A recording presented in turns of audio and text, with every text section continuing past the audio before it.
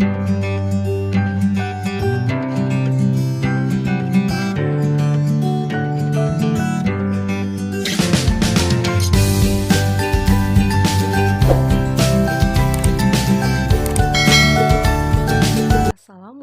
warahmatullahi wabarakatuh.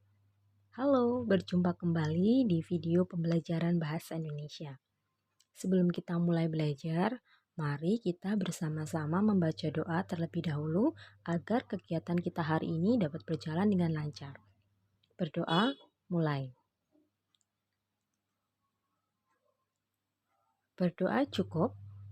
Nah, anak-anak, pada kegiatan belajar hari ini, kita akan melanjutkan materi pembelajaran pada bab yang kedua, yaitu teks persuasi.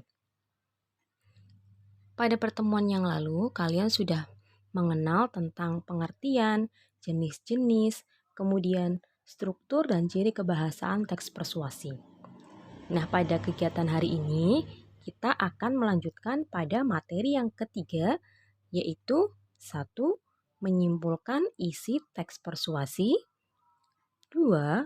Menulis teks persuasi. Kompetensi dasar pada kegiatan pembelajaran hari ini adalah sebagai berikut.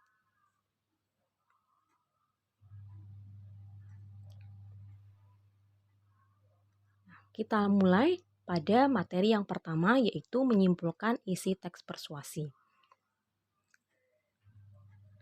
Simpulan adalah rumusan akhir tentang sesuatu, misalnya tentang sebuah teks. Simpulan disusun berdasarkan pemahaman atau penalaran kita terhadap keseluruhan isi teks itu. Oleh karena itu, isi teks persuasi berkenaan dengan ajakan. Kesimpulan tidak jauh dari jawaban atas pertanyaan, mengajak apakah teks persuasi itu? Selanjutnya, langkah-langkah menyimpulkan teks persuasi. Ada 4 langkah menyimpulkan teks persuasi. 1. Membaca keseluruhan isi teks. 2. Mencatat bagian-bagian penting dari isi teks. 3. Memahami hubungan logis antar bagian penting teks. 4. Merumuskan simpulan isi teks secara ringkas dan jelas. Nah, anak-anak, sekarang kita mau coba mempraktikkan bagaimana menyimpulkan sebuah paragraf. Silahkan baca paragraf berikut ini. Bagaimana? Bisakah kalian menentukan simpulan dari paragraf tersebut? Nah, simpulan pada paragraf pertama ini ialah bujukan kepada pembaca untuk membiasakan pola makan sehat dan seimbang. Sudah betul jawaban kalian?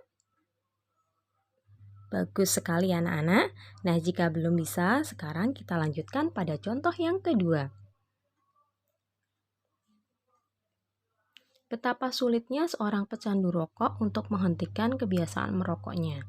Seberapa mahal pun harga rokok tidak dapat menghentikan mereka.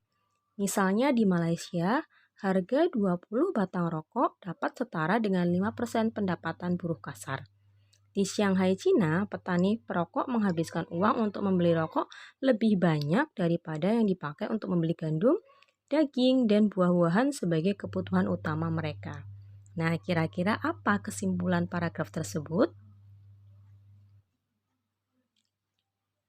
Simpulannya adalah kita harus menghentikan kebiasaan merokok agar tidak menjadi kecanduan.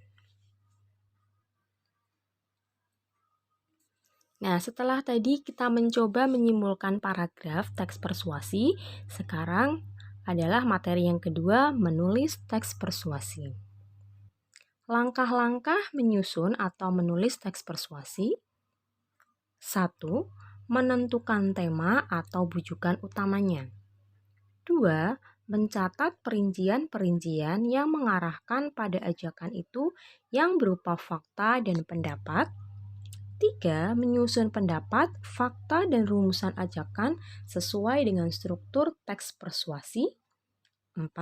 Mengembangkan kerangka tersebut menjadi teks persuasi yang lengkap dengan memperhatikan kaidah kebahasaannya. Nah, itulah langkah-langkah menyusun teks persuasi. Berikut ada contoh teks persuasi sederhana yang merupakan contoh teks persuasi jenis advertensi atau periklanan. Masih ingat nggak ada berapa jenis teks persuasi? Ya, ada 4. Di antaranya adalah teks persuasi politik, teks persuasi pendidikan, teks persuasi advertensi atau periklanan, dan teks persuasi propaganda. Nah, pada kesempatan kali ini kita akan mengingat kembali salah satu jenis teks persuasi, yaitu teks persuasi periklanan.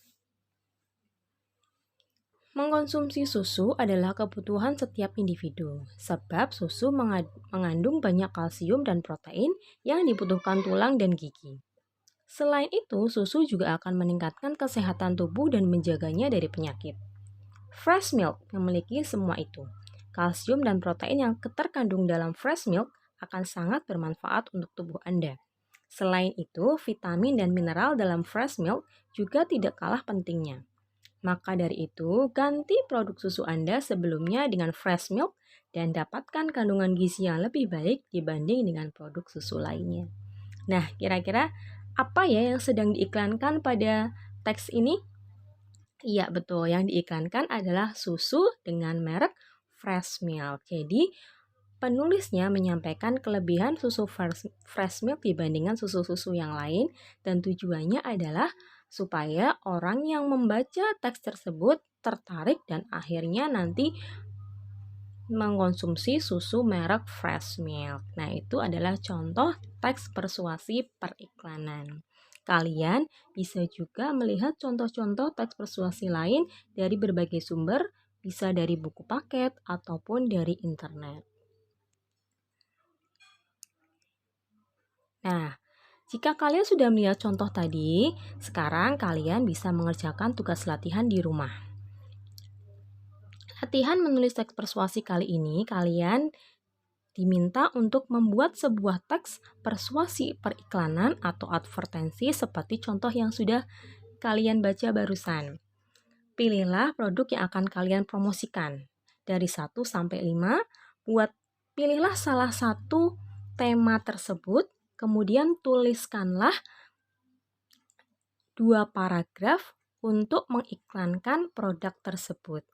Tulislah teks persuasi kalian di selembar kertas dan bisa kalian kumpulkan saat kegiatan pembelajaran tatap muka.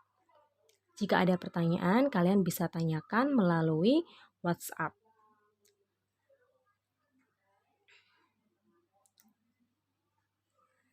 Nah, sekian untuk kegiatan pembelajaran kali ini.